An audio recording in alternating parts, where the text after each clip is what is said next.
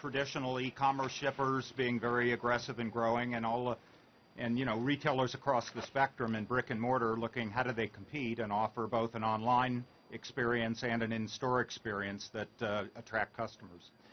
I know we're going to, Andrew, you want me to do it or you want to do it? You can go for it. Drones? You into drones yet? We can't get a straight answer from anyone on drones. It would make things a lot simpler, but I like those guys in the trucks and the shorts and everything. Yeah, we think it'll at least be a couple of months before we have drones in your neighborhood, so hang on there. So. At this point, how would you rate, because I think for a proxy for the economy, can't you use packages delivered at UPS or FedEx or something? Where are we now? Is it on a scale of 1 to 10 for you?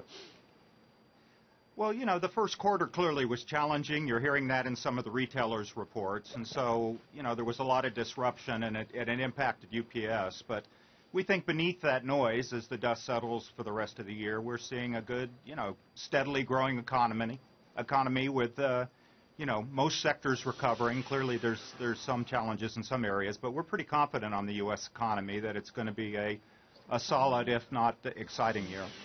Hey, Kurt, just to follow up on that, I wonder about that all the time because I just know from our own household the number of packages that are coming in has skyrocketed. We don't go out and shop as often in the stores. We always have used you and FedEx as a proxy of the economy. How does that get distorted by changing shopping habits? Well, it is. We are seeing a long-term secular trend with more and more shipments going direct to consumers. So to some extent, our numbers are boosted by that. And we did see shipments up 4% in the first quarter, which clearly was beyond the scope of the economy.